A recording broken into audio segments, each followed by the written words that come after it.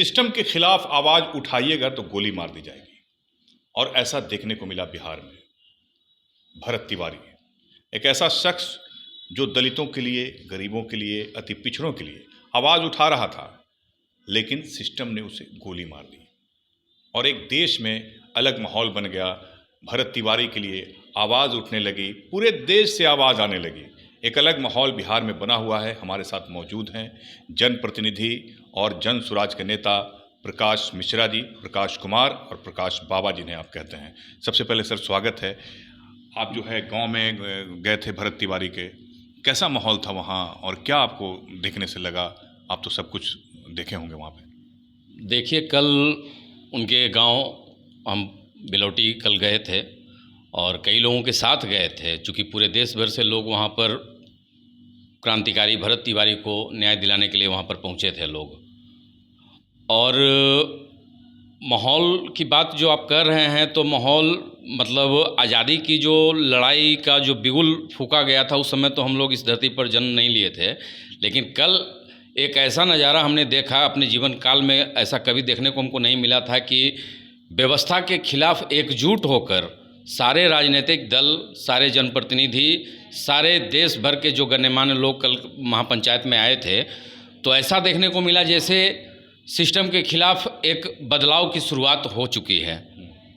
और रही बात भरत तिवारी जी के घर को जब मैंने देखा, तो एक सामाजिक कार्यकर्ता होने के नाते जो है हमारे अंदर जो जानने की इच्छा थी उनके माताजी, पिताजी, उनके गांव वालों से, उन चीज़ों को भी मैंने जाना कि सिस्टम के खिलाफ किस तरह से वो लड़का जो है अपने आप को बलिदान दे गया।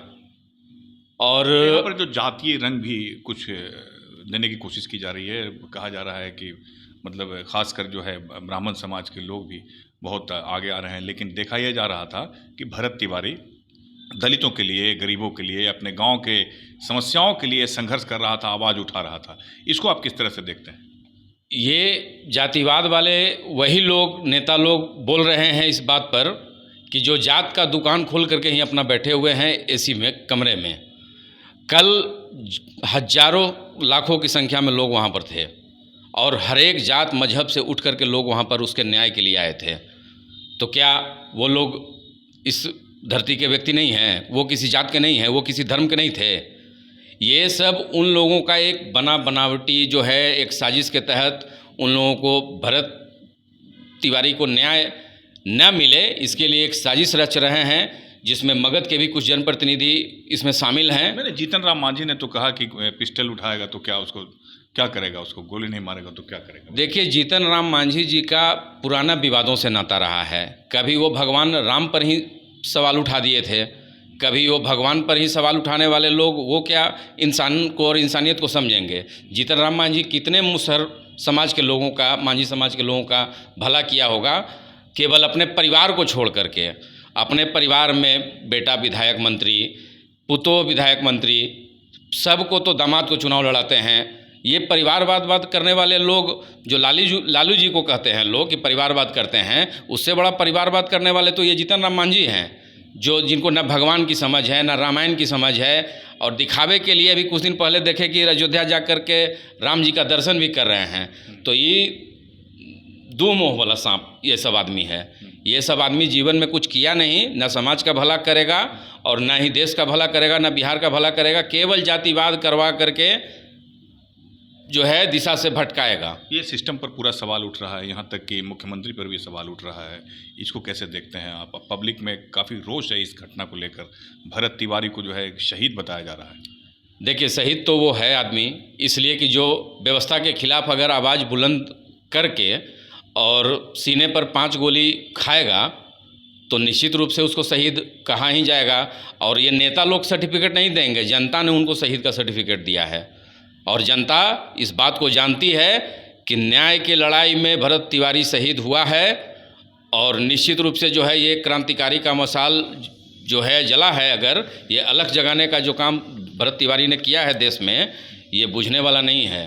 अब देखिएगा, बहुत जल्द आने वाला दिन में हर एक गांव, हर एक शहर, हर एक मोहल्ले से भरत तिवारी जन्म लेगा। आप जहानाबाद के रहने वाले हैं, आप भी अक्सर जो है सिस्टम के खिलाफ आवाज़ उठाते हैं, तो क्या आप कहना चाहेंगे, क्या सिस्टम के खिलाफ आवाज़ उठाना गुनाह है? देखिए, व्यवस्था परिवर्तन के खिलाफ तो जब से मतलब इन राजनीति में सक्रिय हुए हैं हम, तब से आवाज़ उठाते रहे हैं, लेकिन अभी तक ढाल के 3 पात के बराबर हमको नज़र आया। आप कितना भी चिल्लाते रहिए, जब एक जनप्रतिनिधि होने के नाते हमको हर दरवाजे पर, हर दरबार में दरबारी करना पड़ता है, तो आम लोगों का क्या होता होगा ये तो भगवान ही जानते होंगे। लेकिन हमने संयमता से काम लिया। ऐसा नहीं है कि मतलब हम भी उग्र रूप नहीं ले सकते हैं। मतलब आप भी भरत तिवारी बन सकते हैं? जी बिल्कुल, अगर मामला न्याय और अन्याय का होगा तो निश्चित रूप से अगर जो कदम उठाना पड़ेगा उठा सकते हैं। और भ्रष्ट सिस्टम के खिलाफ, और मैं सभी पदाधिकारियों को आपके माध्यम से आगाह भी करता हूं कि आप लोग वैसा कोई काम न करें कि जिसमें जो है शर्मसार होना पड़े जहानाबाद को भी और शर्मसार होना पड़े किसी व्यक्ति को भी।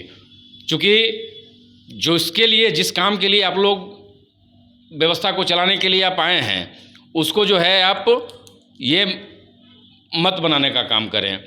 चूँकि सुबह 10 बजे 11 बजे पदाधिकारियों को अपने कार्यालय में आना, या जो व्यवस्थित ढंग से जनता का जो काम है, जनहित का जो काम है वो करना, ये सब ना कर करके आप फालतू के दिमाग में जो चल रहे हैं कि सुबह उठ करके जो है कलम लगाना है और लेके निकल जाना है, तो ये सब अब कुछ चलने वाला नहीं है। देश में बदलाव आना है, बिहार में बदलाव आना है। थोड़ा वक्त लग सकता है, इसलिए कि हम लोग सत्य के रास्ते पर चल रहे हैं।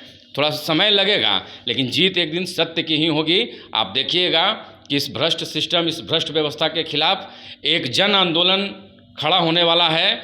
आप थोड़ा सा समय का इंतजार कीजिए। क्या आप कहना चाहेंगे, क्या आप मांग करेंगे भरत तिवारी को लेकर? सबसे पहले तो देश के प्रधानमंत्री आदरणीय मोदी जी से आग्रह करते हैं कि सम्राट चौधरी को बर्खास्त किया जाए, अविलंब बर्खास्त किया जाए, और जो भी इस हत्याकांड में शामिल हैं उनको कठोर से कठोर कार्रवाई की जाए। उनके माता पिता को मुआवजा कुछ दिया जाए ताकि वो अपना भरण पोषण कर सकें, और कम से कम जो लोग अभी कल रात में, जैसा कि टीवी समाचार चैनलों के माध्यम से मालूम चला कि एसपी गए थे उनके घर पर, तो किस उद्देश्य से जा रहे हैं, बिना कहे हुए 12 बजे रात को उसके घर पर जा रहे हैं, धमकाने जा रहे हैं, तो ये सब गलत चीज़ है। अगर ये सब आप कीजिएगा, सम्राट चौधरी, आपको भी मैं वार्निंग देता हूँ, अगर ये सब कीजिएगा तो निश्चित रूप से जो है परिणाम बुरा होगा, और इसके भुक्तभोगी भी आप ही होंगे। तो ये थे हमारे साथ जनप्रतिनिधि और जनसुराज के नेता प्रकाश कुमार जी। इन्होंने साफ साफ कहा कि इंसाफ के लिए किसी भी हद तक जाना होगा तो जाएंगे। प्रधानमंत्री मोदी से अपील की है मुख्यमंत्री को बर्खास्त करने की। अब देखना होगा आने वाले समय में क्या होता है।